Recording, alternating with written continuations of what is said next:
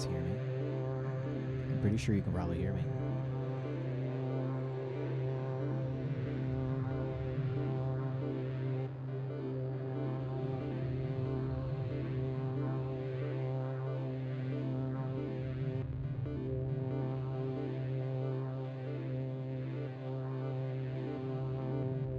Cool. I'm thinking of getting started in like 5 or 6 minutes. Just making sure all my stuff is around.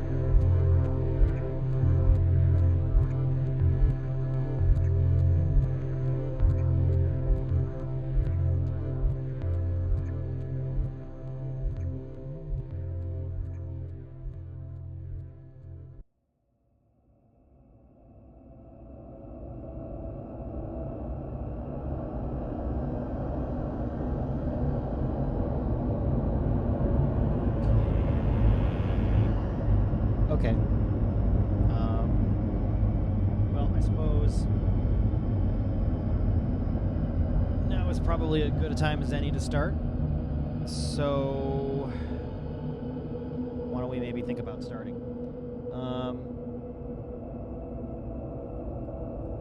We bring down the volume of this a little bit and see how we're all doing. My voice is coming in okay. It looks pretty loud on my mixer, but that doesn't always necessarily mean that it sounds good for you guys. So I am watching the chat, so if it doesn't sound super good, let me know in chat. I'm trying to not have 10,000 windows open in front of me, but unfortunately I currently have 10,000 windows in front of me, so we'll see what happens. Good. I'm glad that it sounds good. Thanks for letting me know. It was a bit of a chore to set this up, and I'm going to show you how you sometimes have to deal with that. Cool. Anyway, I'm going to click to a new scene, and you're going to have to see my face. Just as a warning, I did shave a lot of my beard, so I hope you're ready to see super young Kyle King. Hi, hello. You're right there, and I'm right here. Um, cool. Well, thanks everybody for tuning in. My name is Kyle King. Um, if you have totally no idea who I am, thank you so much for checking out my stream. It's definitely a very requested stream. Obviously, we're dealing with a pandemic currently in this country, and especially in my state, my home state of Minnesota. We are looming towards a shelter-in-place order, so everyone is going to have to stay inside. So it's it can be kind of scary sometimes. But one of the most requested things that I've had as of late with this current societal standstill, so to speak, is how to stream. I've been streaming online for probably 10 years, I want to say. I actually started streaming online radio a long time ago. I had my own drum and bass hour mix show that I used to do on a really old internet radio station that is no longer around. And that was a lot of fun, but that was kind of my first experience, and that was vastly different than the way that things are now. Of course, I'm streaming on Twitch. I've streamed previously on Facebook. I've streamed on YouTube before. I did a lot of work with Slam Academy, hosting their Friday night Slam Jam that we used to do every Friday. So there was a lot of things involved in that. And not only that, I've done streams for other people. I've done multicam streams and multi audio source streams. So I have a lot of experience with this. And let me tell you, it's okay that a lot of people are confused. That's pretty normal. There's a lot of pitfalls that come with this, and what I'm hoping to do today, first and foremost, is to get everyone in a position where they can spin up a stream quickly, and it actually doesn't take a lot of equipment. I'm in my personal studio. I have a bunch of equipment. This is the last microphone that I have left in my studio because I've loaned a bunch out to everyone. And I have one webcam left, and that's the one that is pointed here. So I want to show a bunch of things. I have a syllabus that I wrote that I can share once we're all done here. But essentially, the first thing I'm going to do is I want to walk up on how to set up OBS. So OBS is the software that I'm going to use. I'm going to show you why. You see it's here on my screen. Show you how to download, show you how to install it, tell you why I chose OBS over anything else. And then I'll show you how to kind of run the auto setup wizard just so you can get comfortable with how it works. Then I'm going to talk about each of the individual streaming platforms. The major ones are, of course, Facebook, which I originally was thinking about doing on, but I run into a lot of streaming issues with Facebook just in how quickly they cut me off. And so I want to avoid that. So Twitch has been amazing for long streams. And so I'm going to probably continue to do stuff on Twitch. I'll talk about YouTube as well. I haven't done as much streaming on YouTube because I think streaming on YouTube is challenging only for the simple fact of not a lot of people go to YouTube for streaming content, and I don't think that Google does a very good job of advertising, and that's totally on them. I don't think it's a super big deal, but I don't think that it's a primary reason that people go to YouTube, and so because of that, I think that there's not as many potential people unless you're like PewDiePie or something. Then I'm going to talk about Restream, which is a new service that I've been looking into.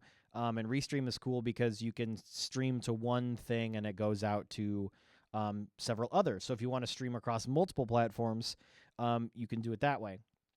Once I'm done with that, I'm going to talk about how to set up your video, talk about how to do like webcam streaming or multicam streaming, or if you just want to stream like from your FaceTime camera on your computer.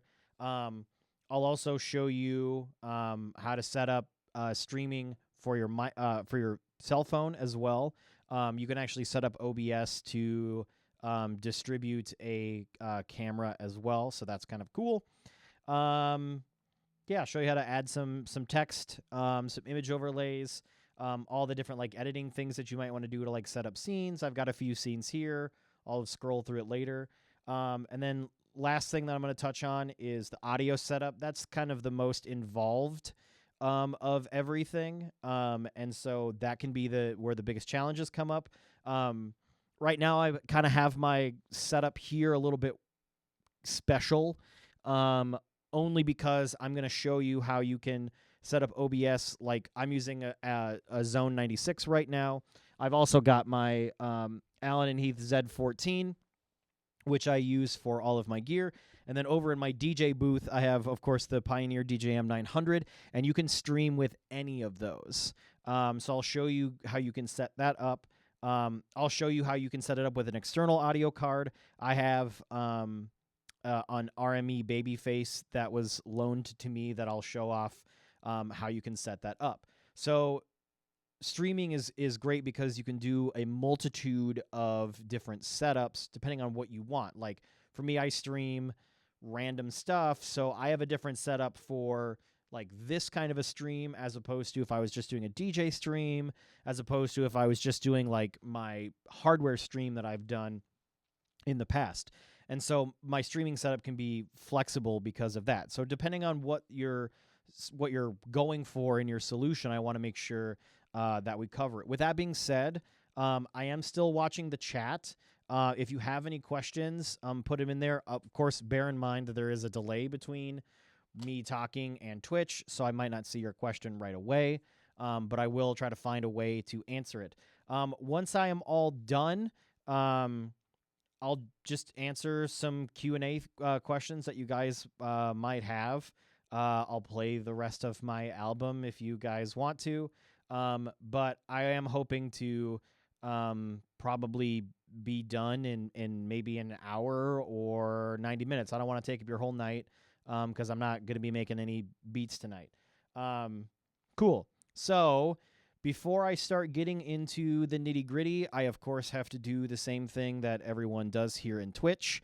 It would be awesome if you could share the link to my Twitch stream right now on Facebook or Twitter or Instagram, whatever social media you prefer. If you haven't already, please hit follow on my channel as well. The more followers I get, the more features you actually get in Twitch, so I can do more and more cool things. Eventually, I would like to get to affiliate status. Ideally, that will be coming soon so that you guys can subscribe to me. And if you like these tech things, I can do more of these streams because, like I said, here in Minnesota, it sounds like I'm probably going to be trapped inside for at least a couple more weeks, potentially longer. And so I'm only going to be either at my apartment or at my studio, which is very close by. And so I'll have plenty of time to stream. And I would like to think that I can stream lots of different things because I have a few interesting skills. Cool. Well, with that aside, thanks everybody so much for tuning in. I'm seeing all of the people that are following me too. Thank you so much for following. But I want to just kind of dive right into it. So if you are totally brand new to streaming and you've never done any streaming before, I highly, highly recommend that you follow along. Because I'm going to try to run you through as much of the process as I can. I actually am probably going to also spin up a virtual machine and show you how to install it on a kind of brand new computer. So that is my intention as well. Maybe I might upload that as like a later video, but I'll show you kind of the step-by-step process on how it's done for me. So OBS. If you are following along, go to obsproject.com. That's where I currently am right now, and check it out. It is free, and it is open source, and it is cross-platform. Those three things are kind of my requirement when it comes to downloading software.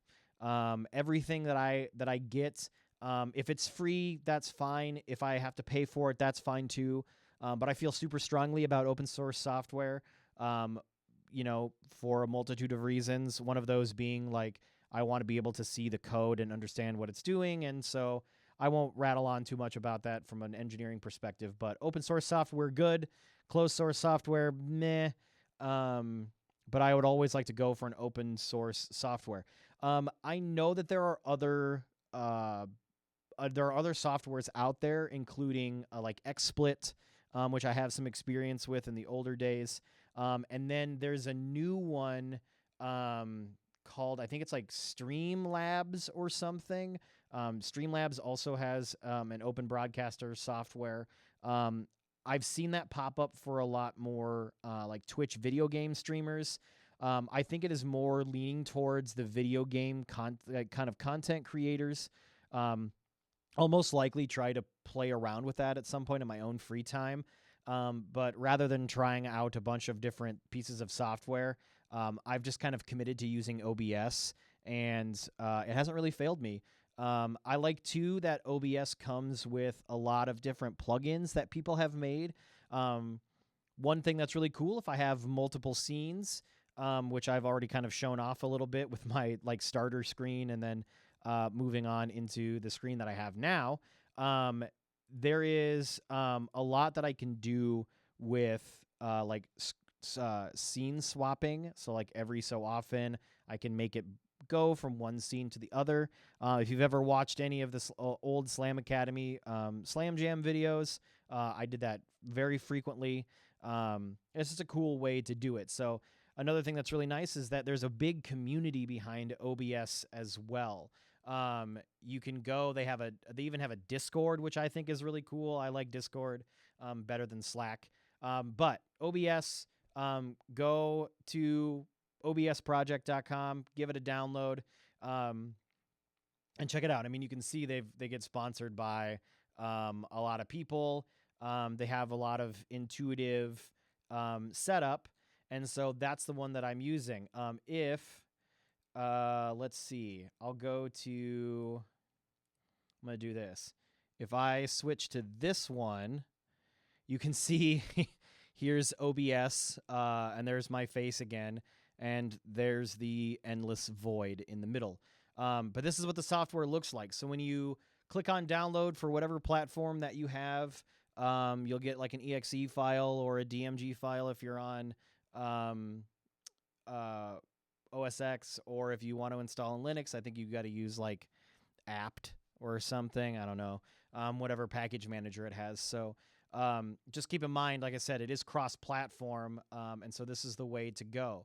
But if you give it a download and you install it on your computer, this is the first thing that's going to come up. And this is just kind of the main window. So this will be the first thing that you see when you open up OBS.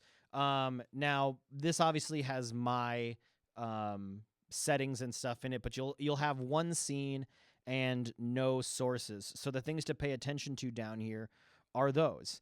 You have scenes, you have sources, you see my audio mixer, you see I've got scene transitions, and then I've got kind of my primary controls. So scenes are cool because what scenes allow you to make different transitions between like camera shots. If you're just doing like a single camera shot for different scenes, you can do it this way. Like for me, I have my starter scene, which is literally just this. So this is basically everything that I had before, only without my face and without like my screen capture. But I can still have a conversation with you, and I can play any audio that I want. But this is like my first scene. So when I first start up my stream, this is the first thing that you'll see. Then when I move on to like scene 1, you see here's my web browser capture, and then this scene 2 here, I have it listed as Ableton because this is my Ableton display, but right now I'm just kind of showing off OBS. So it allows you to set up several different groups of sources.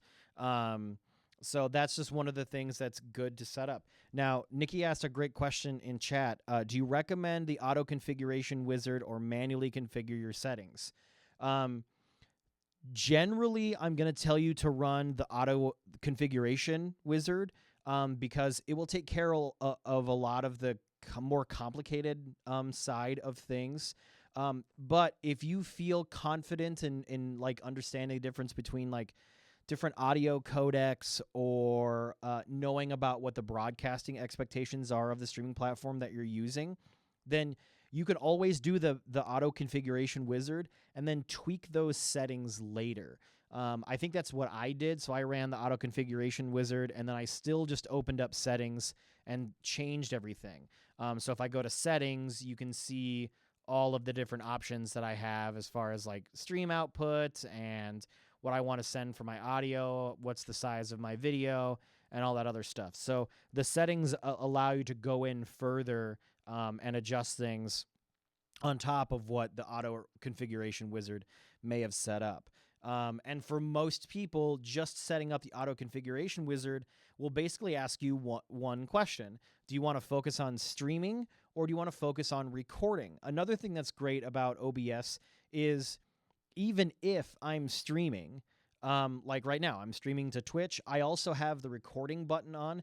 If something were to happen and Twitch were to cut off my stream, but I was to continue to kind of go, the video is still going to be recorded directly on my computer.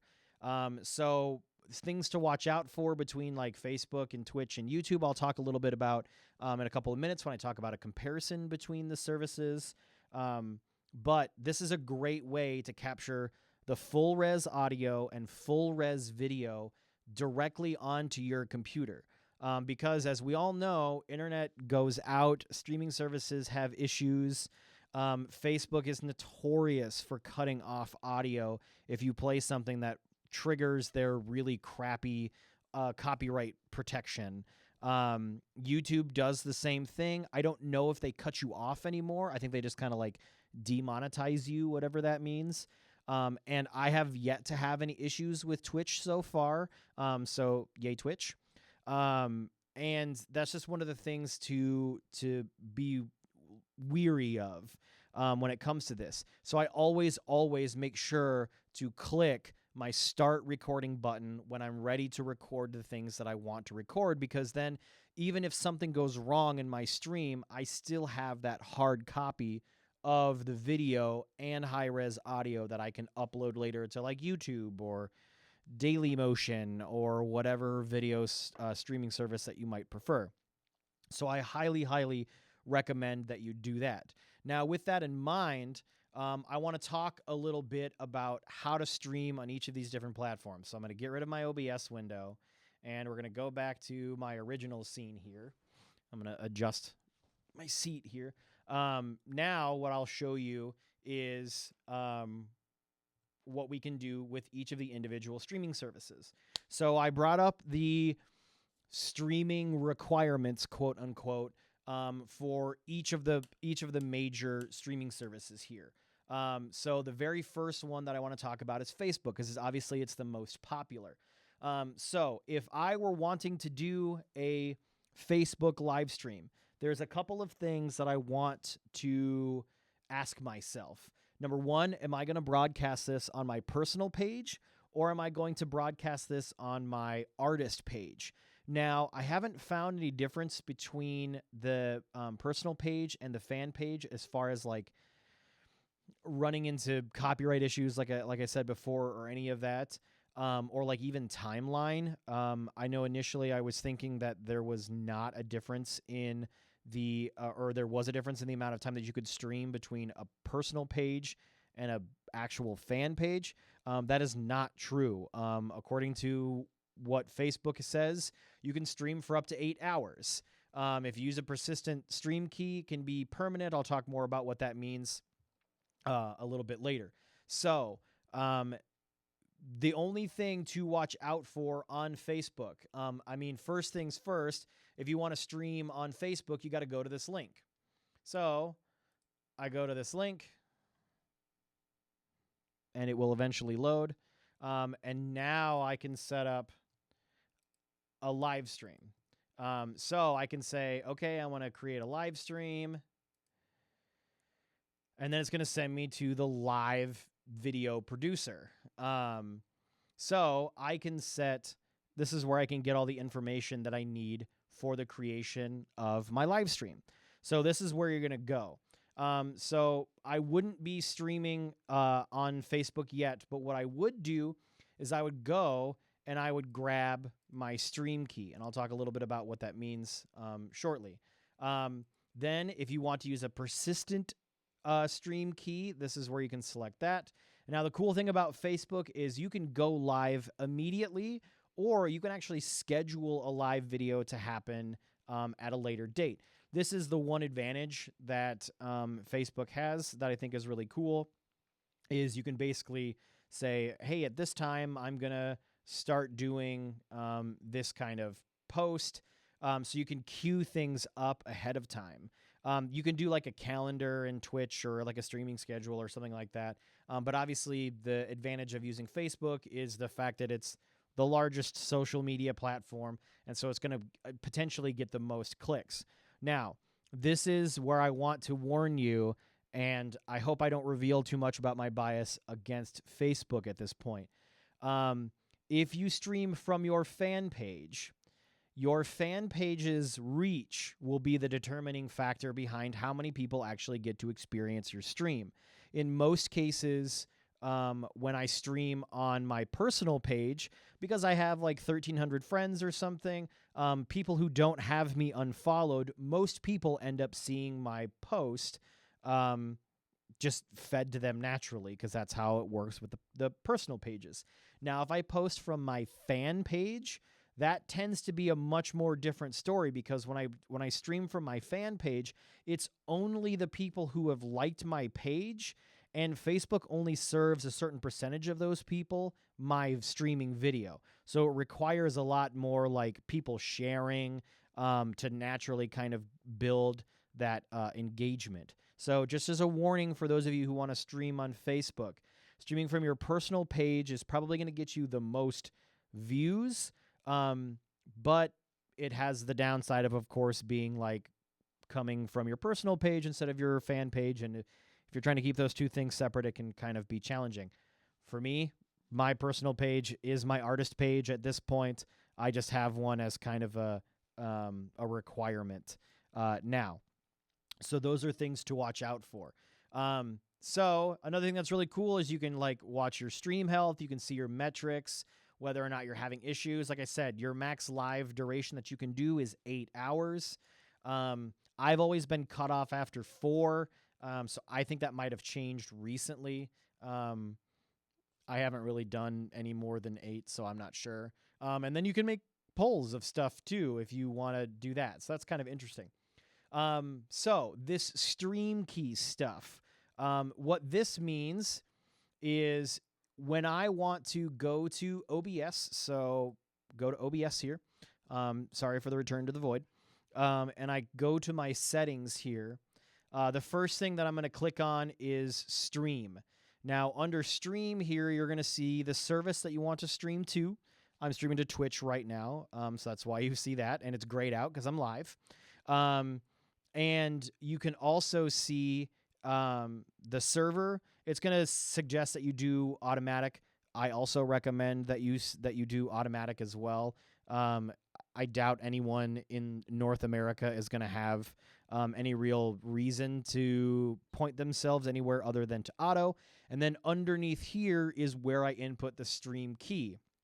Now, the stream key is basically a way to tell your computer where it needs to send the video and audio, where it needs to send the connection. So it's really important that you keep this key. If I show you what it says for Ableton or for Facebook here, in fact, you see that the stream key is valid for 7 days. And then once you start creating the broadcast, you have up to 5 hours to go live. So this is something to watch out for. Normally what I do, like what I did for this stream, is I'll actually be streaming about 20 to 15 minutes before I'm actually scheduled to go live, so that I can see what it looks like, I can hear what it sounds like, and make sure that everything is set up okay. And then when I'm ready to actually go live is when I'll click the go live button. So it is something to watch out for when it comes to that. So get your stream key, put it in OBS, and then when you hit streaming, it will show up in Facebook ready to go. Then when you're actually ready to go live, that's when I recommend that you choose where you're going to share the link, title the name of the video. It says optional, and that's technically correct. It is optional. It will let you stream without a title. But once again, if you have a title, you kind of become part of that big churn that Facebook has. So you'll actually show up under this watch section. People can search for you, all these other cool things. Then, of course, you can add stuff for your post. You can tell people what kind of stuff that you're streaming. Like if I was streaming a game, I could put in the name of the game, or whatever. You can tag people, do all the stuff that you can for a normal post. Then when you click go live, you will actually go live. Once that happens, that's essentially it. I mean, that's all it takes to really stream onto Facebook. The only thing that I would say is really highly recommended for you to get into is this persistent stream key. So if I hit this, now my stream key here is the same stream key forever. And this is an advantage if you want to do multiple streams, or if you want to stream from different computers or different environments, and you don't want to have to kick up a new stream key every single time. The disadvantage of this is, of course, if someone gets a hold of your stream key, then they can broadcast as you. Is that likely? No, unless you're really unpopular. But for the most part, it is the way that I recommend you to use this. This is also an advantage because if for some reason I were to disconnect, I could immediately stop my stream and restart my stream and not have to generate a new stream key, put that stream key in OBS, and then restart. With a persistent one, I can just restart the stream right away and then ideally go back live again. So that is something to watch out for. Of course, the largest disadvantage when it comes to using Facebook is the fact that if your stream were to go down and you want to go live, that's a different post being made at a different time. So it's going to run through a different set of algorithms to put different eyes on it, and it's going to change every single time. That's kind of a bummer. And it's one of the reasons why I don't usually like streaming on Facebook anymore, is because like when I was streaming with my friends, it would basically cut us off at some point. Then we'd have to repost the stream again, everyone would have to start sharing, and it just kind of floods Facebook. I mean, if you've been on Facebook in the last like week and a half, every day it feels like 100 people are streaming. So just be aware of that. So that's Facebook. Any questions about Facebook, put them in chat. I'll read them as needed, but I'm going to just kind of skip right forward onto YouTube. So YouTube, again, not necessarily a live streaming platform, but it is a platform that you can live stream on. So you do want to do the same kind of setup, and we're actually going to be streaming with an encoder. OBS is an encoder. That's kind of the function of its software, is to be an encoder. So now I just want to make sure that I go and enable my channel for live streaming. Then when I click on stream live, I can actually go in and set up my stream. So if I go to my YouTube page, this is going to be a blatant plug, by the way. You see I have 3 really awesome videos of my live performance, including the live performance of one of the songs off of my newest album, Don't Know What's Next, available on my Bandcamp. How's that for a plug? And so now I can go in and I can click on my create a video or post, and I can click go live.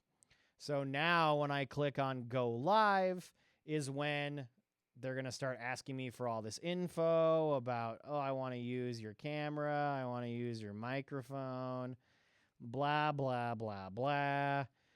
Is this video made for kids? No, it's not made for kids. And again, I can schedule it for later if I want to. I can go public. I can do unlisted. This is kind of one of the cool things that you can do on YouTube is you can actually create a live stream for a private audience. So I follow a couple of YouTube artists who can do that this way as well. Then you see I can change the stream information. I can do just audio stuff if I want to. And then I can edit more options and say, what do I want for my audio? What do I want for my video? And what am I streaming? Here's my description. Advanced settings, I can turn off or on chat. You can also do paid promotion, I guess, if that's something that you want to do. But it's a little bit more streamlined because basically you're not going to get cut off like you would on Facebook and have to continue to make the same post. You'll be able to stream all the way through no matter what kind of issues that you have. You can make an unlisted one. Like I said before, you can make a private one. Only you can view the stream, and you can kind of do what you want. And then you've got your manage as well if you've already planned some streams. So interestingly enough, for a service that's not really made for streaming, they've kind of made it super simple for you to stream. And so I might at some point try to do maybe 1 or 2 production streams on YouTube. But I also really like Twitch, so I want to continue to use Twitch as long as everyone likes using Twitch, because I think Twitch is pretty dope. Cool. So that's YouTube. Other than that, it's going to be relatively the same thing that we did before. So like if I just go to stream itself is where I can create a stream. I can restrict my video to ages 18 or older. So I can say like, don't restrict my videos to 18 or older. And then I think I can say like, fuck or something. I don't know. I don't think Twitch is going to ban me for saying the F word. But obviously YouTube is a little bit more stringent on that. So this is something to watch out for. If you're a chain smoking DJ, YouTube is probably not the best place to stream. So far, Twitch has been a lot more lax about that. And so bonus points for Twitch. But if you already have a lot of focus on yourself on YouTube, then definitely consider using YouTube to stream every once in a while. And the cool thing about it, like I said, is if you make it unlisted, you can say, hey, only my subscribers will get access to the link. Or if you make a Discord or something like that, or if you're on Patreon, you can do a Patreon and then people can only people with the link can view your live stream. So that is an advantage of it over Facebook as well. I think Twitch does not have that option. I haven't played around with trying to private my streams, but those are mostly the ways that I would like to do that there. So I'll spend some more time maybe playing around with streaming on YouTube, but I know that it works exactly the same as Facebook, but without constantly getting cut off over and over again. So that's why you should use YouTube. And last, but certainly not least, is, of course, your boy's personal favorite, twitch.tv. So this is a website that was made specifically for streaming. Now, it started off with just like doing games and stuff, and then it's kind of developed into now everyone watches people like eat or, I don't know, do random crap, or they have like Twitch sings. So now you have a lot of different things that you can stream on Twitch. And so that's why Twitch has become super popular. So, things to pay attention to. The max broadcast length is 48 hours. So obviously that's pretty significant. I think Steven Centrific, for those of you Minneapolis people, streamed for 12 hours just this week. It was super cool, highly recommended. Go give him a like and a follow if you want to see more. Or just check out my Twitch page. If I'm not streaming, I'm rehosting a whole bunch of my friends. So hopefully you can always see something cool, even if you go to my page. Other than that, once you get ready to stream, Twitch offers a ton of features, which is the thing that I like the most about using Twitch. Since they are there to be used for streaming, they have the most tools that I can use to figure out whether or not my streaming is good or bad or needs improvement. So if I move into here, I have access to a bunch of streaming tools. So this is really cool because if I don't want to use OBS, if I want to use XSplit, or if I want to use PlayerMe, or if I want to use Streamlabs OBS, the other one I was talking about, you can do that. I know that there's a Twitch Studio Beta. I'm not going to use Twitch Studio Beta, but I really, really enjoy using OBS. Then if I go to my dashboard here, you can see all of the configuration options that I can do, all the things that are fun to play around with. Then I've got like my stream manager, and look at all of this. This is what's on my laptop screen down here. Once again, watch what happens when you go into the void. So these are things that are really cool. I can edit the stream info while I'm streaming. I can see the bit rate. I can see how many viewers I have. There's a ton of information that I have available to me while I'm streaming, and it's stuff that I really enjoy using. So that's another big advantage of using Twitch. The best part for me about using Twitch is the fact that I can send it really high quality audio and really high quality video. So Facebook only allows 128 kilobit per second audio. Now, for those of you who are streaming people, that probably sounds like a lot, and it kind of is. But if you're using, like, say, my gear over here, that's not very much. You're gonna miss out on a lot of like cool low end frequency. And if you're playing my stream through some nice speakers, or you have some nice headphones on, I'd really like to be able to hear every frequency. I don't want to play around and lose out on anything, excuse me, that I like using when it comes to that. There's a question in the chat. What's the difference between OBS and OBS Live?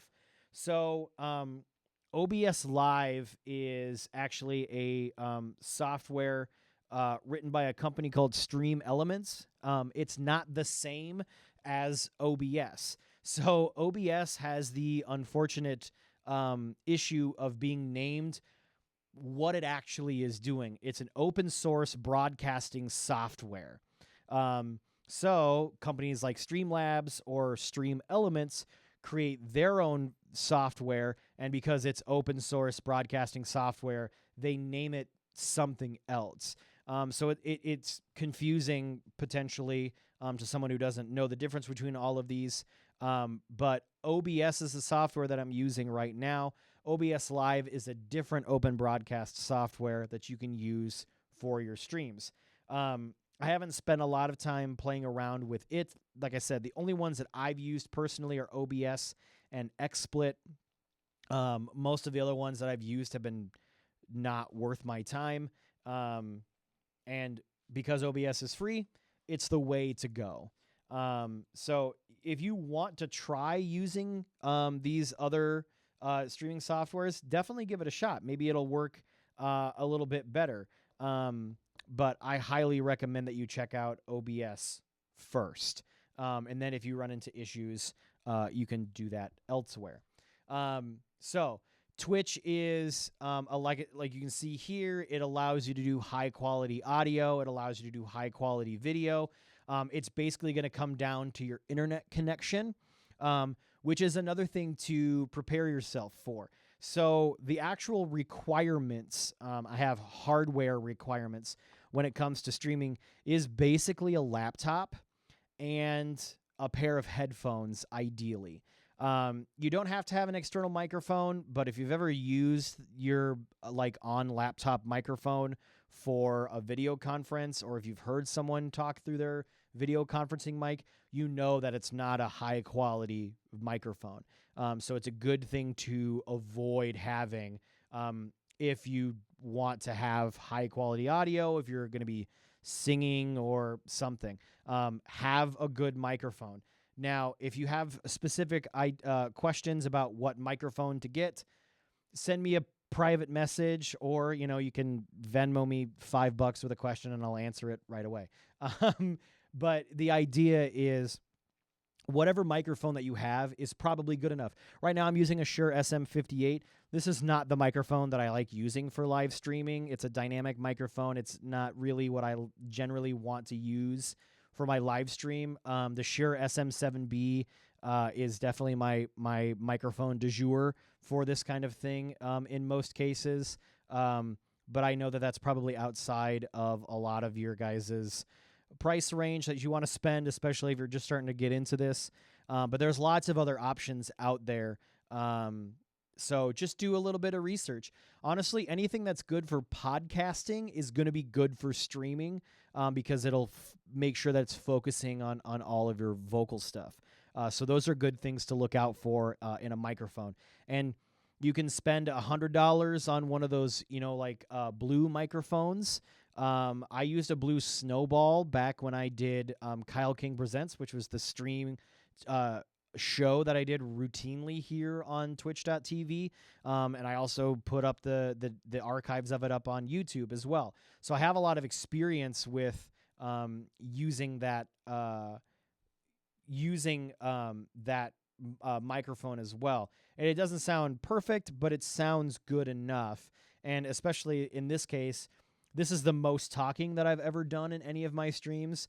9 times out of 10, it's either me like DJing over on my DJ booth, or it's me playing on my gear, or it's me making stuff in Ableton.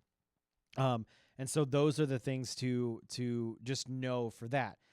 So that's all of the major streaming services. So the last one that I wanted to touch on before I moved into the setup for your video and stuff is Restream.io. So I have not used this service yet, in the interest of full disclosure. However, I have some friends who have used this service, and it has been recommended to me in more than one case. As you can see from this really cool website here, it allows you to stream to Restream.io, and from there to Twitch, to Facebook, and to YouTube, with other options I think as well. But honestly, it's going to be one of these three if you're trying to reach the most people, unless you're going to like Mixer for game streaming, and no one cares about that, I don't think. So this is a good service to check out if you are someone who wants to stream to all of those. For me, with the fact that my streams, I just want to have be live and interactive, and I archive them later to put them up on YouTube, and I might link them on my Facebook. I don't need to stream over the course of all three of those services at the exact same time, so I don't use this. Now, I might use this just to test it out and see how well it works, but it does come with a price. So just something to watch out for. Now, for free, you can do one channel, and you can stream to up to 30 different streaming platforms. And then you get like a stream quality monitor. They don't limit your bandwidth, which I think is really cool. And then you go to like up to the standard, and then it allows you to send like multiple sources. So I could stream and someone else could stream, and then we could combine streams at some point. And then if we do the professional one, is where you can have up to 4 streams happening simultaneously. You can get rid of the restream.io branding. You can basically do lots of really cool customization. So if you're going to make streaming a super big part of your art, that might be something to consider. It's not going to be for me, only because I want my Twitch streams to be a specific service, and so that's my primary focus. But it is something that I intend to dive into because I want to know more about it. Obviously, it's used by a ton of people, so it must be of at least somewhat good use, and I do have people I know that have personally used it. So that is all of the major streaming services that I wanted to cover.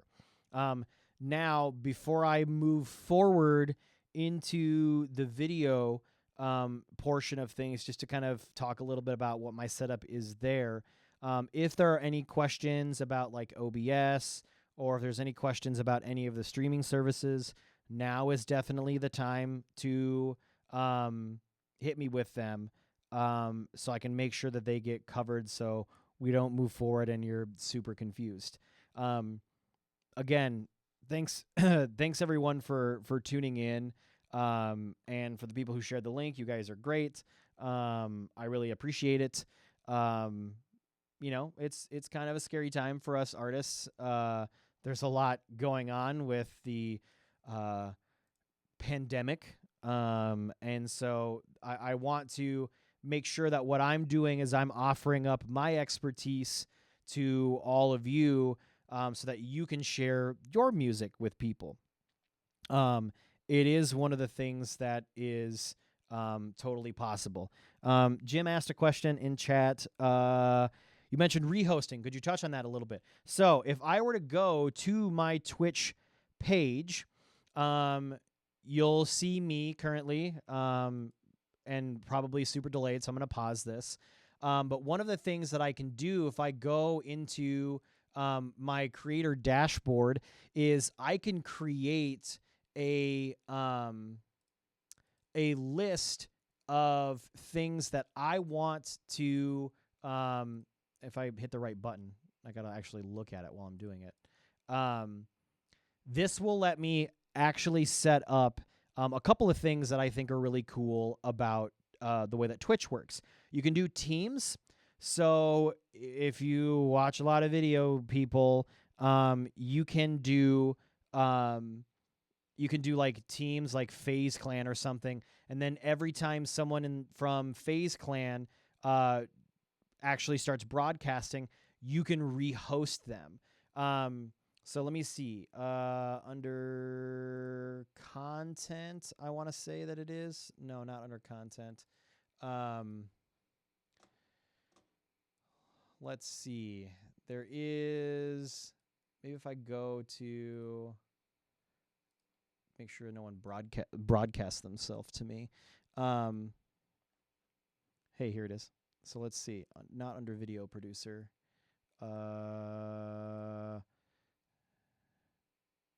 Streaming tools. Here we go. Oh no, it's broadcasting tools, not streaming tools. Man, they just changed all this. Oh, here it is. Hey, look at that. So here's all my social media links. And then here I can create my stream schedule. Here is my auto hosting.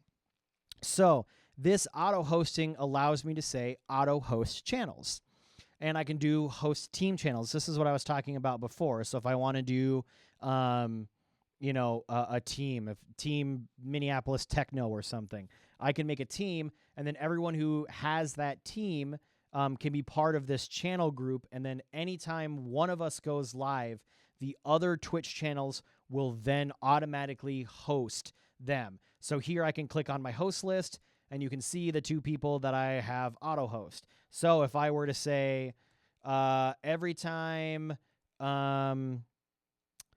Nikki Kitts goes live, now anytime that she goes live, my Twitch channel will automatically host Nikki's channel. So you're welcome, Nikki. So that is kind of a cool thing that you can do. It's one of the things that I like the most about Twitch is it does allow you to have everyone just kind of auto share and auto post. So I think that's really dope. Um, hopefully that answers your question, Jim. But that was a good question. Those are things that I really like about doing that. So if there's any other questions about any of the other streaming services, I will carry on with those.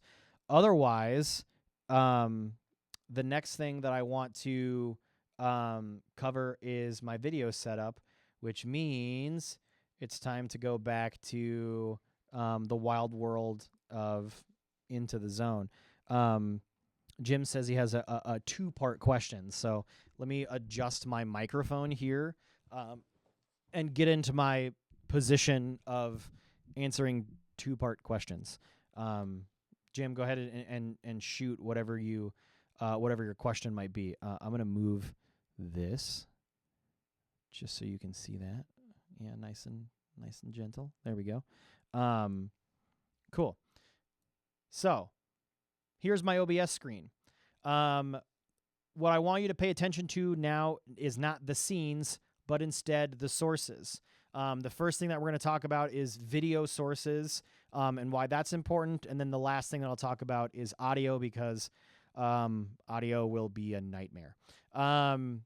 So first things first, the sources are any type of content that I want to put on my OBS display. So right now I have my mixer. This is my audio, so we'll ignore that. I have my Logitech cam. That's me in the corner here. That's my Logitech C920 camera. I have, I think, 4 of them, and currently 1 in my possession. The rest of them are out flying around Minneapolis. Then I have a text thing. That's how I have my Venmo here. And then I have a window capture. And this is set to is supposed to be my Ableton, which it can be if I click over here. But for this case, I'm just going to show off kind of my OBS setup. So anything that I want to add here, all I have to do is press this add button. So now that I've pressed this add button, I have the ability to add audio input, audio output, browser, color source, display image, blah, blah, blah, blah, blah. The important ones are image, of course. So if I want to click image and say Kyle King logo, cool. Now it's going to say, all right, where do you want that image to come from? I'll click on browse. I will go into my documents. I will go into this. I'll go into my logo. I'll go and grab my Spotify banner.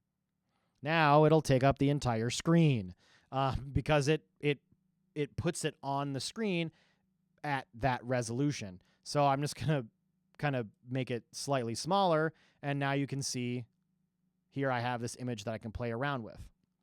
So for those of you out there who are graphic designers that use things like Pixelmator or Photoshop or whatever, will notice on this sources thing here, there is actually a hierarchy. So where each of these objects are is where they will be. So if I take this logo and I bring it down underneath the mixer, nothing is going to happen because the mixer is not a video source. However, if I put it underneath the Logitech cam and now I bring it over by the Logitech cam, you'll see it's behind the Logitech cam, but in front of the text because it's higher than the text. If I move it one more step back, now it's behind the Logitech camera and the text that I have. In addition, it's also still in front of my Ableton window. So if I click on this window here and bring this down, now I can have both. So this is something that is important to play around with and get familiar with, because whichever way you're trying to set this up, and if I click the minus button, it disappears. So this is really important because where you layer your things are the most important. So for instance, if I were to hit plus and I were to hit video capture, this allows me to add a new device that says, I'm going to do webcam. And now I'm going to say my FaceTime webcam, which you will not be able to see because I have a sticker over it. So I'm going to take the sticker off.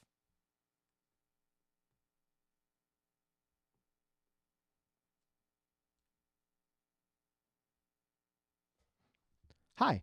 Now you can see me in 2 different angles, and you can really see how much of my beard is gone now. But yeah, so now this allows me to have a dual camera shot. This is also what I generally do too when I have more than one camera. If I want to say, take this C920 and put it on a stand over by my gear. Maybe I'll have my webcam for one camera and then that C920 for there. And I can do up to infinite number of video sources depending on however many video sources I have, or until my computer catches fire. So this is talking about being able to do dual video streams.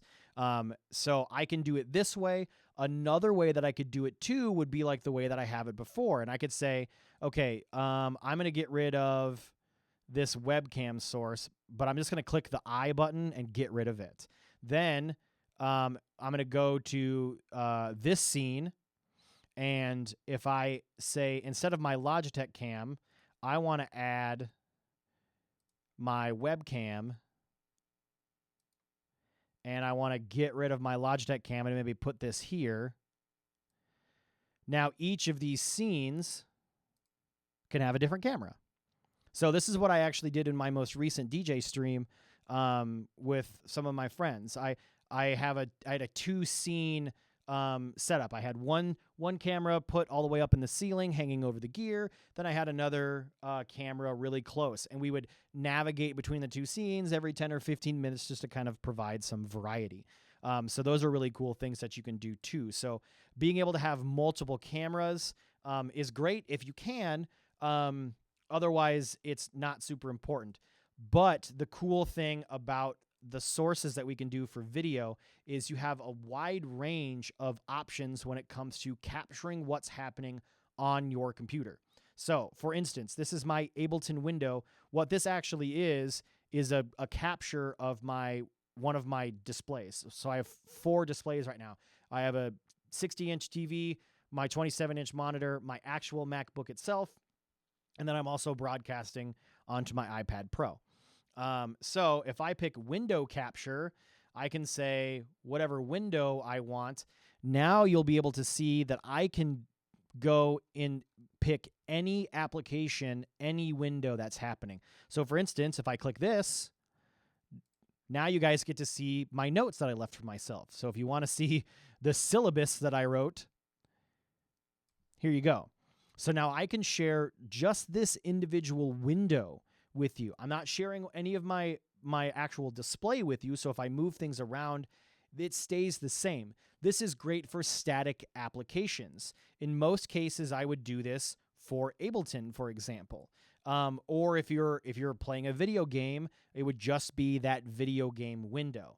That's the difference between video capture, window capture, and then the third thing that I want to talk about is display capture. That's what I have right now set up for my Ableton window. This now is set up in place to capture my third screen, so my 27-inch monitor that's right in front of me. So now if I scroll to Ableton, you can see my Ableton session, and if I were to go away from Ableton, it would follow me. If I were to open up my taskbar, you could see it down at the bottom. If I were to open up my toolbar up top, you could see my toolbar up at the top. There's all these different ways that I can play around with it. So remember, window is great if you're just trying to do a single application. If you want to display everything, then use the display capture. And then for webcams and for actual just like camera kind of stuff, use the video capture device. The last thing that I'll talk about before I move on is the ability to do this for your phone as a Wi-Fi webcam. But first, I want to answer Jim's question because he's been so patiently waiting. I know that it's there. And he says, on the same tip of rehosting, is there a way in OBS to take another stream from someone on another network?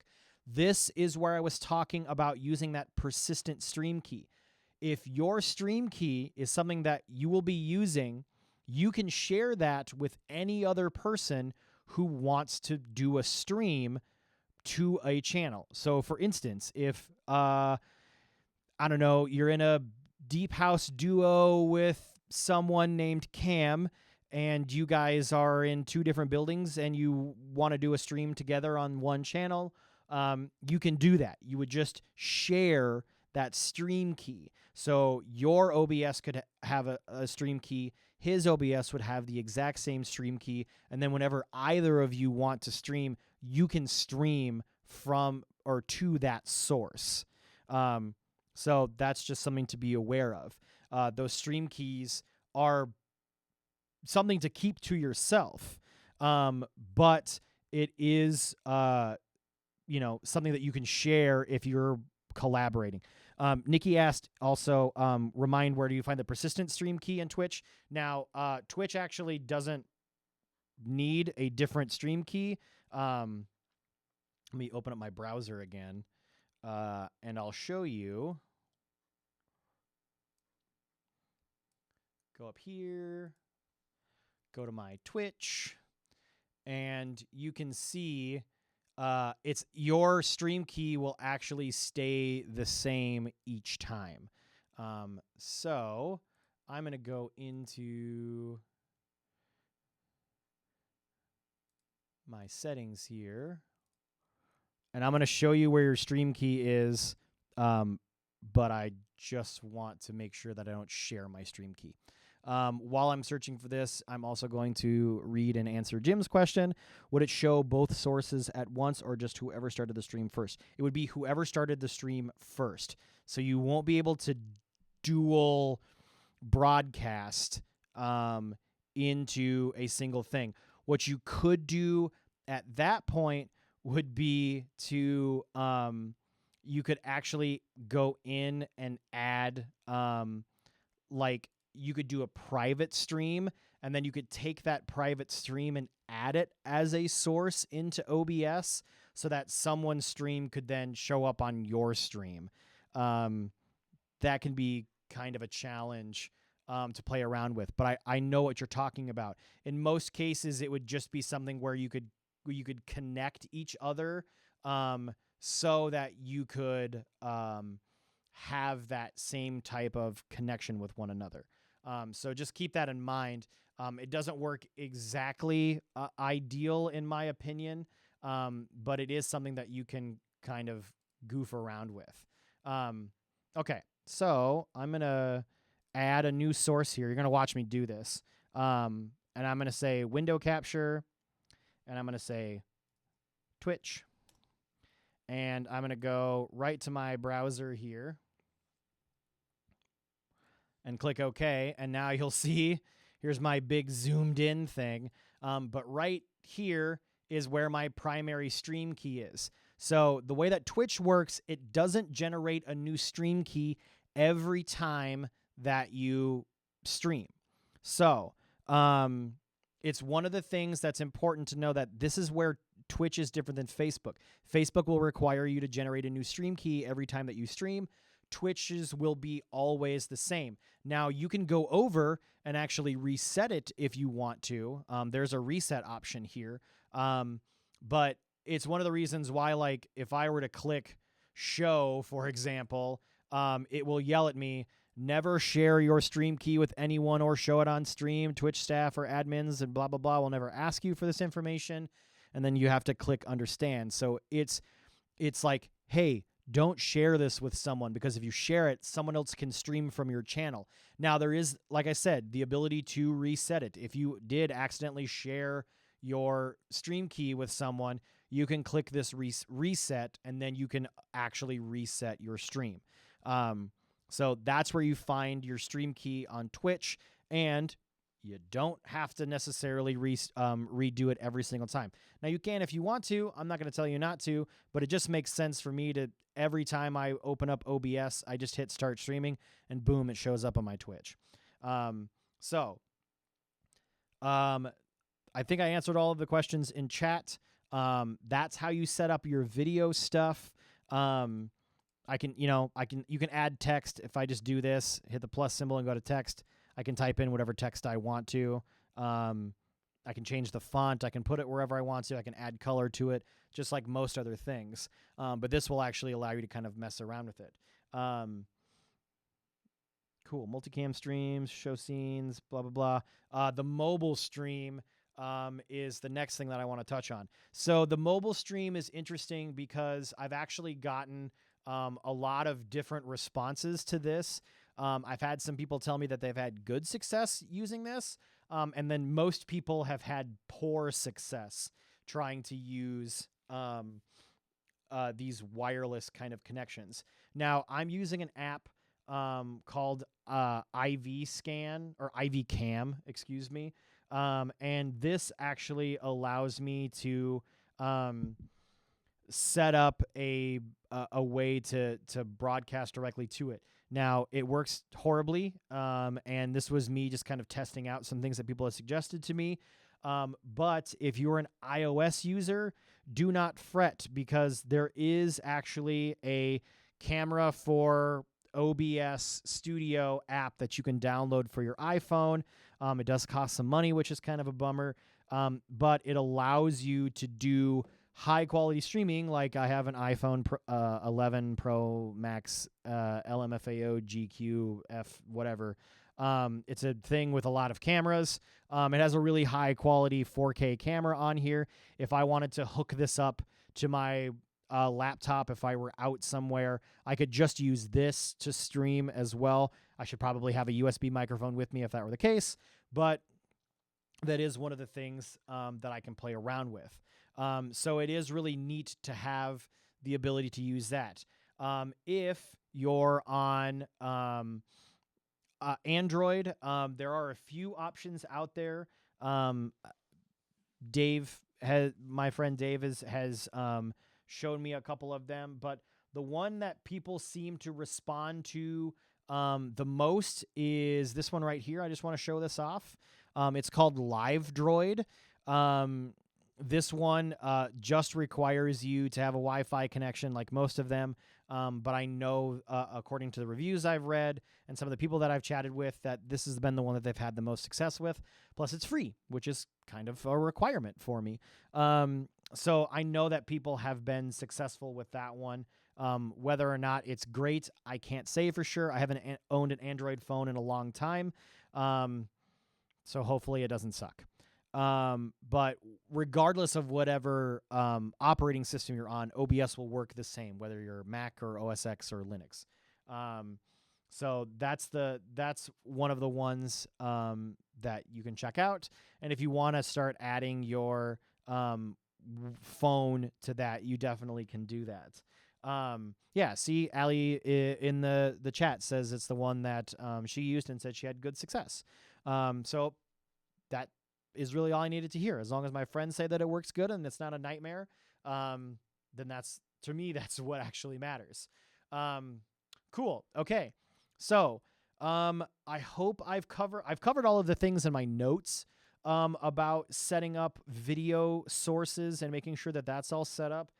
If there's anything specific that I haven't covered that you want to know, like always, please ask a question in chat.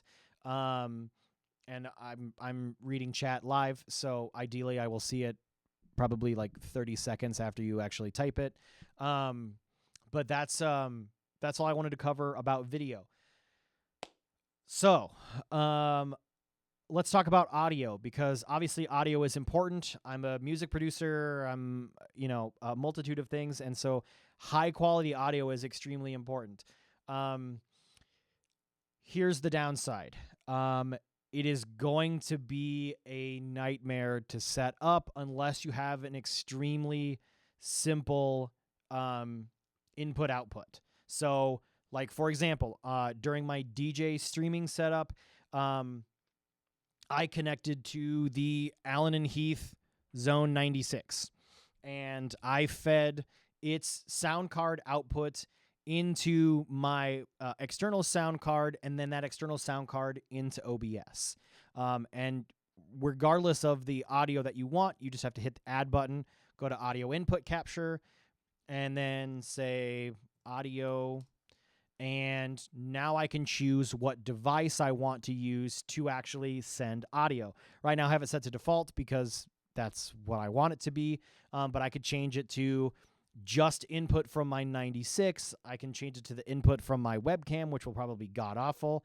I don't use Soundflower anymore because it's no longer supported. There's a new version out there called Black Hole. It's free. If you use OS X, go right now and download Black Hole. It will allow you to record from like YouTube or any sound source on your computer. Black Hole is definitely the way to go for audio recording.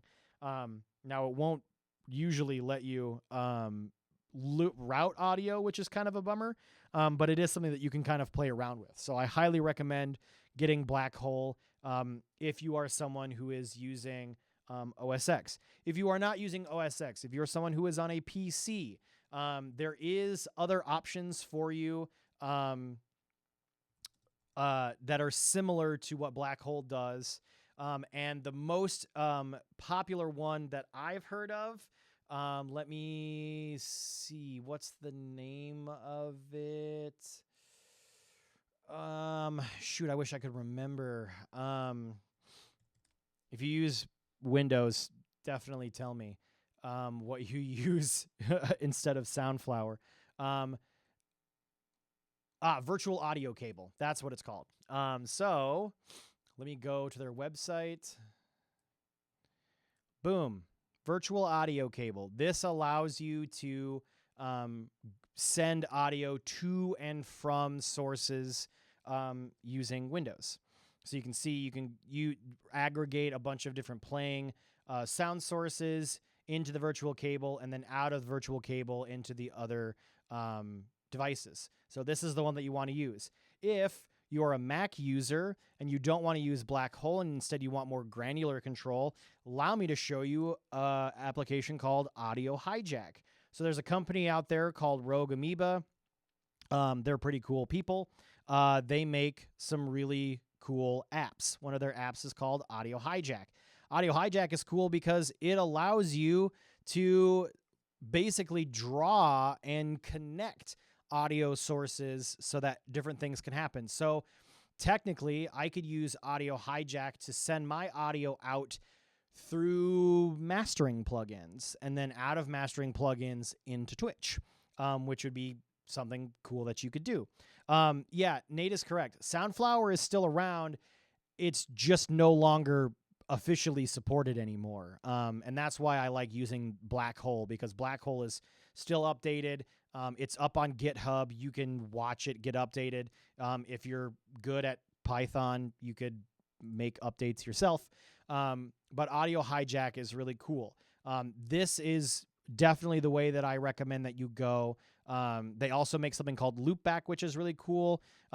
This allows you to feed audio in different ways. This allows you to create cool aggregate devices. Their big push is to say buy Audio Hijack and Loopback together for like $130. A little pricey, but if you're serious about wanting to set up this streaming stuff, in my opinion, it's money well spent. I do tend to try to find the free solutions, which is why I use things like Black Hole. But I also recognize that if you're trying to go and make a total living out of streaming, this might be the way to go. So those are two things that are pretty solid to dive into when it comes to those. So like I said before, the first thing that you need to do when you want to add an audio source is hit the plus symbol and choose your audio source. So I'm really particular about labeling my audio sources. So right now the mixer is my main audio source. But if I were to like go into my Ableton, let me move myself and go into Ableton, and I were to hit play, now my gear is actually playing, but you guys can't hear it yet. Now, if I turn up the volume, let me just make sure my gear is actually playing. Oh, yeah.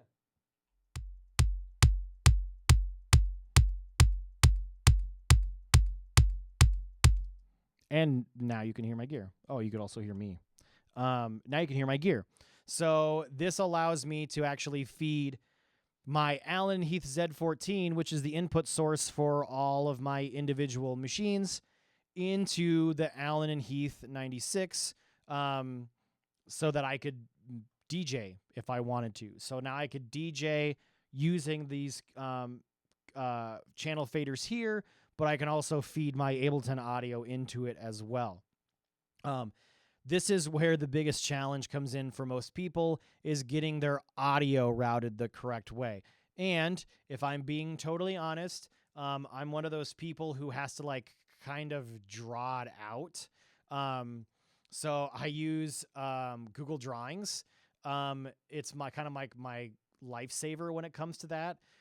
So if I were to go and open up a brand new Google Drawing, this is where I would design my audio setup. So I will just do like squares and say like, this is my Twitch output. So whatever is happening, I need to make sure that everything is going there. So I'll say like, for my gear is my Allen and Heath Z14. So AH-Z14. And then I'll just like draw a line between these two. And so this will help me wrap my head around the way that the audio is getting routed, because this tends to be where people get tripped up. I have so many people ask me questions about how to feed audio. And right now, if I wanted to, I could go over to my DJ booth and I could actually start DJing. And that audio is coming out of the DJM 900 and going into my Allen and Heath mixer, the exact same way that my machines are going into this Allen and Heath mixer. And all of the stuff from my Allen and Heath mixer is getting fed into the Zone 96, and the Zone 96 is kicking out to my monitors. In addition, if I were to play something from Ableton, like you see I have my album set up here, if I were to hit play on this,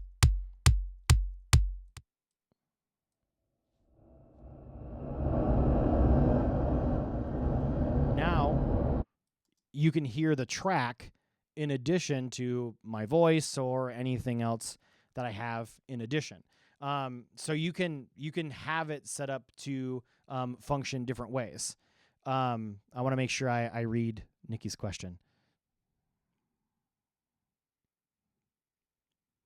No, Nikki, you have it absolutely correct. You can go out of whatever thing that you have right into your it'll be, I think it's called like a line in port. That will be what you set your audio from in OBS, is just that. Now be careful with this, because depending on the audio that you have coming out into that input, it's not like a high gain input by any stretch of the imagination. So if you send super, super duper hot audio into it, it might crackle and sound really horrible. I don't think it's got like great gain staging by any means. I don't think it's made for us to shoot modular stuff in there, but it's something I would play around with. The way that I have my audio routed now is into Ableton for the specific purpose of being able to control everything granularly inside of Ableton. So if I wanted to turn my microphone down, now my microphone's back. So there's a way to allow me to control things in Ableton. So I just want to make sure that you use that, but be careful. If you redline into your line input, it might really sound poor. Not to mention the fact that it's going to have maybe a lower sample rate, but I would say try it. And if it sounds good, roll with it. If you struggle with it, don't use it. But now I have my audio in Ableton here set up to actually use Black Hole in addition to sending out into my Zone 96. So every audio that is happening inside of Ableton is going to Black Hole, which is so you guys can hear it, and also coming out of the Zone 96 so that I can hear it. This is something that you'll have to do with a tool called ASIO for All. If you're a PC user out there, I highly, highly recommend that you go and download ASIO for All. I'm going to put a link for it in chat, as a matter of fact. Boom, right there. There's the link. It's free. It's open source. Double check. So that's what I recommend that you use for that. If I was using Tractor, would I need to set up Tractor to also utilize Black Hole? No, not necessarily. You could, depending on the type of, are you using a controller? If you're using a controller, you could use the sound card built into the controller. If you're just using Tractor itself, yeah, you may have to use Black Hole to tap into it. It just depends on whatever setup that you have for that. But I know that I've used the Pioneer DDJ SX to do streaming, so I've been able to stream directly from my controller into OBS. So I know that it works that way as well. So depending on your setup, it will be slightly different. But Windows users, go grab this ASIO for All, install it, and this will actually allow you to go into the control panel of it and select multiple devices to be input. So you can say, I want the input to be from the Zone 96 as well as any other inputs that I might have. Because the way that I'm running my setup right now is my microphone is hooked up to the Zone 96. It's being fed out of the Zone 96. You can see into Ableton from channels 11 and 12, and then out back to you guys utilizing Black Hole. So there's a way to configure it. Now, everyone's setup is going to be different. That's the challenging part of talking about audio. But it is something that I promise you, you'll only have to do ideally once, as long as your streaming setup stays the same. Now, there are other ways around this. If you are going to use one of those blue microphones, in fact, they have a USB sound card built into them. You could just plug that into your computer and then say, hey, here's one audio source, which is my USB connection. And then I can make another audio input source and say my mixer and then USB microphone. Then I will have two audio setup here, and I can start to balance the audio in this audio mixer section here. So you can then have that more granular control in OBS and not inside of Ableton. So depending on the way that you want it set up, you can do that. And I'm only using Ableton because I like using Ableton. If you want to use a different DAW, you can use a different DAW. It doesn't make a difference. It just allows you to route your audio in different ways. So audio, like I said, it can be super frustrating. But the way that I have mine set up now is if I click this button,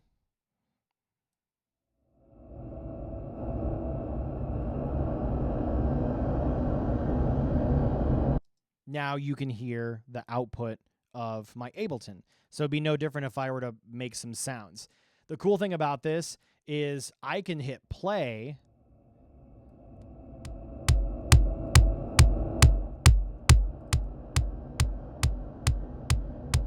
and now you can hear the audio of my machines as well as the audio of my Ableton as well as my voice. Now, of course, the biggest challenge with having all of those audio things happening at once is my voice will probably get buried. But it's just something that you can kind of play around with. I mean, I'm not going to have my Ableton audio at full volume while I'm trying to talk to you. Or if I really wanted to be extra cool, I could put a compressor on here and do a little sidechain compression that says, hey, every time that my audio happens, turn down the volume. So now if I hit play on this, every time I talk, now the volume will actually turn down of Ableton. So that's really cool. It's just more things that you can play around with.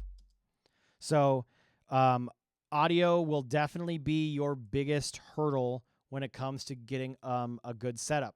So because of that, it is always my recommendation to everyone to simplify their audio setup as much as possible.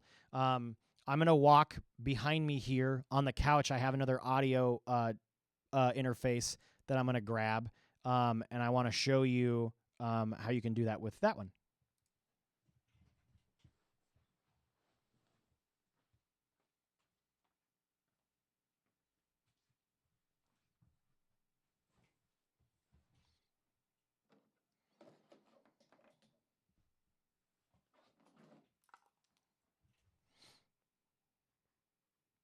Okay, I'm back. Did you miss me?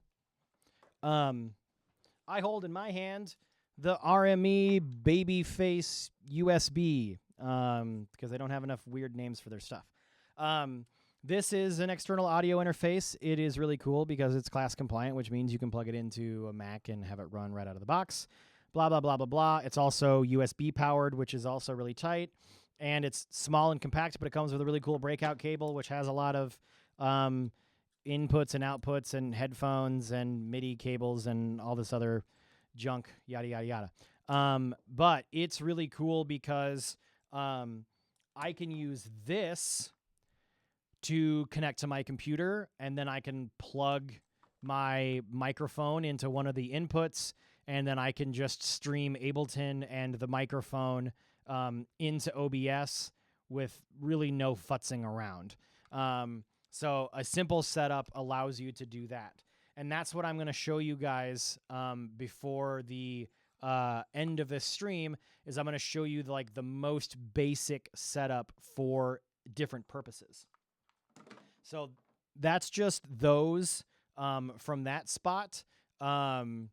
Anything else that I can do to answer your guys' questions, definitely keep putting them in chat. That would be most excellent. Great. So I've covered the video stuff. I've covered the audio stuff. Now I just kind of want to show you the different setups that I use for streaming. Allison asked, can I use a Scarlett 2i2? I mean, yeah, absolutely. As long as it has inputs and outputs, that's kind of its primary function. You just won't have as many inputs as I have on my Allen & Heath Z14. So it's totally fine. At that point, you would probably just have a microphone plugged into one of the ports, and then you would just send the audio out of your interface into OBS. And then if you want to talk, you can talk. If you want to not talk, you don't have to talk. And you can just send audio straight out of the Scarlett 2i2.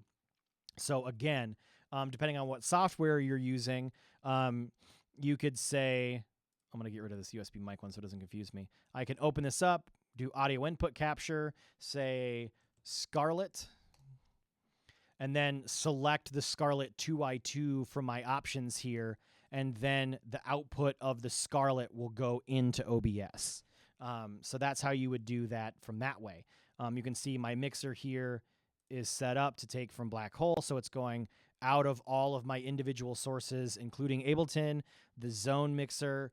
All of them are going into Black Hole, which is why you can hear me and hear my Ableton and hear my machines, and potentially hear my DJ booth if I wanted to have a DJ booth. Look at this guy having a Zone 96. Yeah, thanks, Mike Gervais. It is a fantastic mixer. It's definitely my favorite mixer by far. Acela Saiban actually asks a very good question. I installed Black Hole, but how do I access it to configure settings because it doesn't show up as an application? It is not an application. Instead, what it is it's a set of audio drivers. So if I want to set my output to Black Hole, I have to go into Ableton here and say, go only to Black Hole, for example. Or if I want to change the input, I have to set my input to Black Hole. So it shows up as an audio device. It's not an application. It's technically an audio device. It's a little confusing, but it allows you to route audio in and out of things. For example, if I were to open up my Spotify, once it loads here, hey, look, it's my Spotify. I was listening to some James Ruskin. I can set my audio output of my computer to go into Black Hole. And then if I hit play on my Spotify,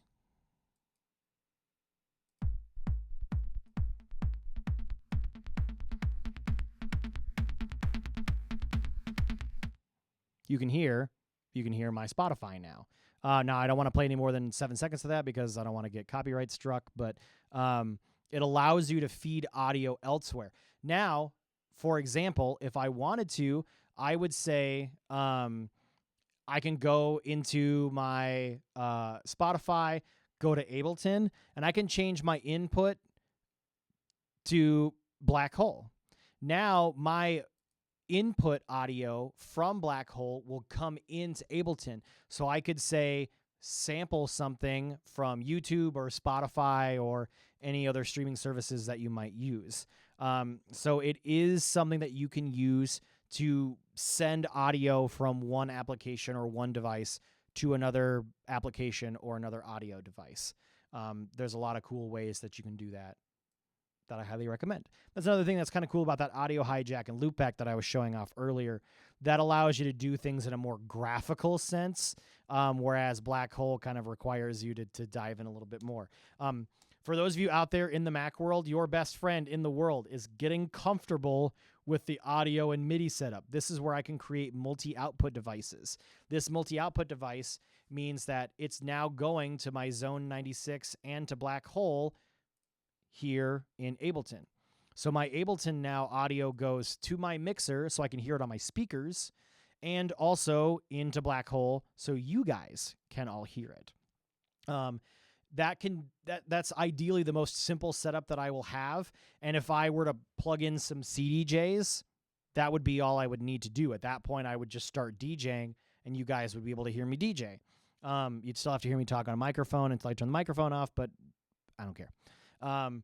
And because I have the output of my Allen and Heath mixer going into this mixer here, it's aggregating all of that. So my sound card is this Zone 96. I have a very different setup than most normal people are going to have. And so it's taken me a lot of time to kind of play around with those. That's really all I have to say about audio. So 3 most simple setups when it comes to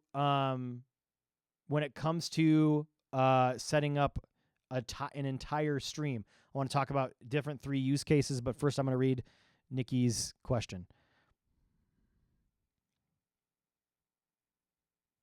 So what you would do is you would send the audio from your mixer, like for example, like what you could do is you could send the audio of your get the audio in from your line in, send that out to Black Hole. Then when you turn on OBS, if your input is Black Hole, then you can have that Black Hole audio in there. If you wanted to do multiple, this is where you could do your audio MIDI setup and do a multi-output device. Now, this multi-output device, I could say also be Black Hole and be my speakers. So then all audio that I play will then go into Black Hole and also out into my speakers. The same way that I have it set up in Ableton. If I wanted to just go into Black Hole, you guys would hear it, but I wouldn't. So with my multi-output device, it allows me to hear what I'm playing, and it also feeds the audio in parallel into OBS. I hope that answers your question, Nikki. If you have more follow-up questions, put them in chat. Trust me, these are good questions. Acela Saiban also asks if there's a way to preview your stream on OBS, including the audio prior to going into live. Yes, there is. Like I said, for me, what I generally would do is as soon as you start streaming, you don't immediately go live on Twitch. You still have to actually hit the go live button. The same thing with Facebook, the same thing with YouTube. You can basically pull that up on like your computer or in like another window or something.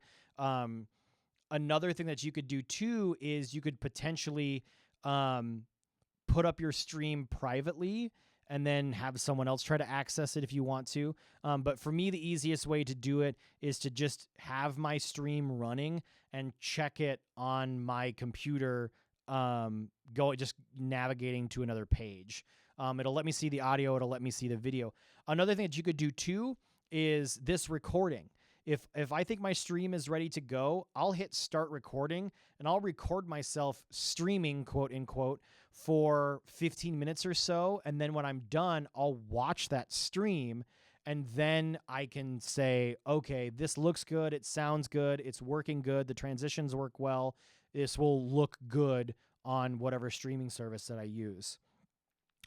So that's a fantastic question, and something that I play around with quite a bit. Once I am done recording, you can choose where it will save. It saves in my documents folders. So you can, and like for me, I did a 5.5 hour stream with my friends, and it's about 8 gigs. So just a heads up, if you are someone who doesn't manage their space very well, it can really start to pile up depending on how much you're streaming. But that's for 720p audio or 720p video and 128 audio. So it can kind of just depend on what you want.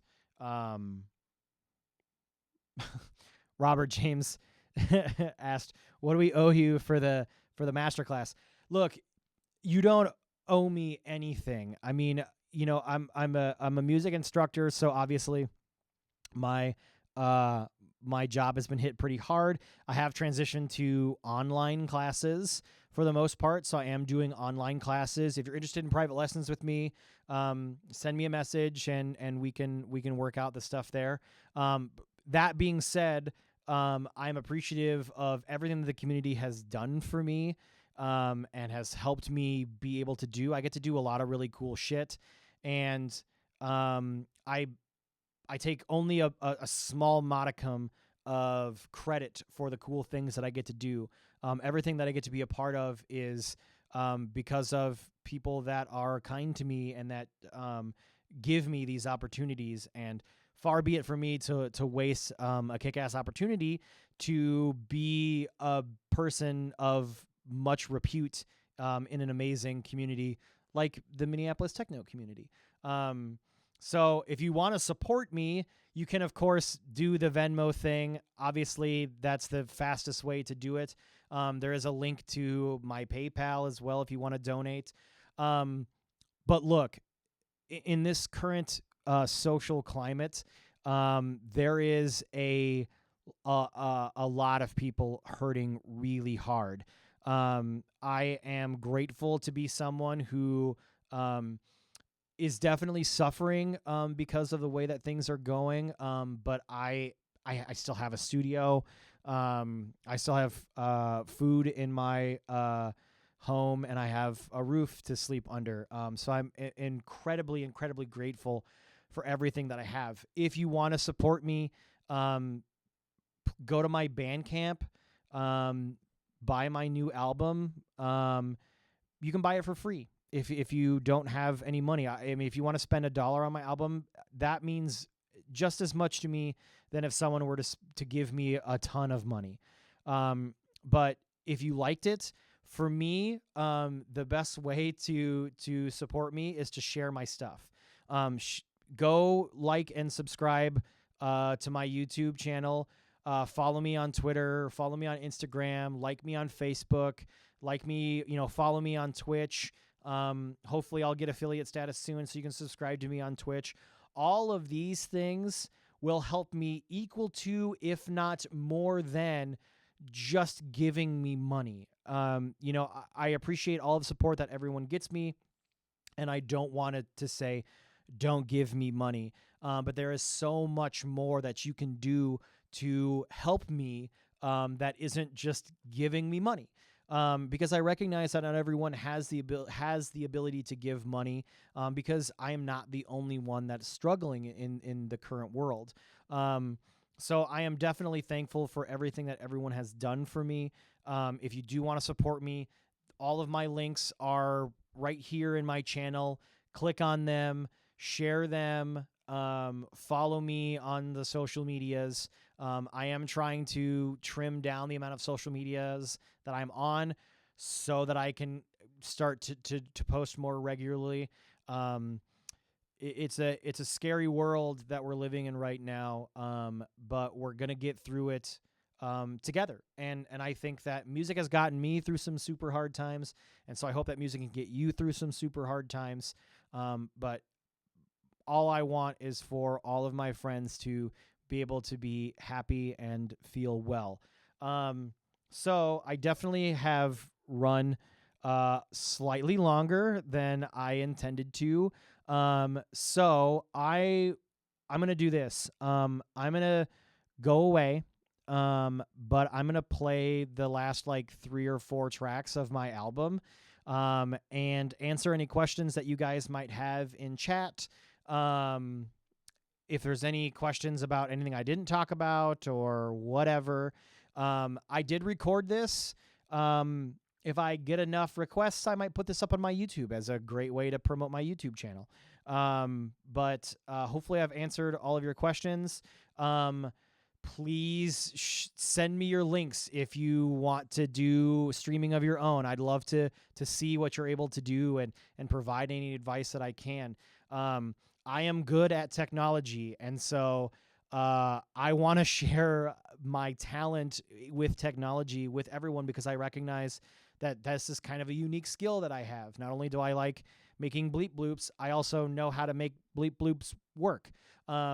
So please let me do that. That really makes me feel good about this. So I'm gonna make my Ableton window go this way, and I'm gonna hide myself. So say farewell to shaved Kyle. And actually, I have a better idea. I'm just gonna go right to my Bandcamp page and stream right from my Bandcamp page. So check this out. Look at this. Cool. All right, so I'm gonna disappear. You guys are welcome to stay. Like I said, ask any questions that you want to ask. And I'm gonna keep reading the chat. And starting from this one, I'm gonna start playing the rest of my album. Thank you guys so much. This was just kind of a silly idea I had after all of the people that were asking me questions about how to stream. And I'm glad that I was able to help really anyone, not to mention however many people I was able to help. You can do it. It's not that hard. You just have to try. Thank you. I love you all. Farewell.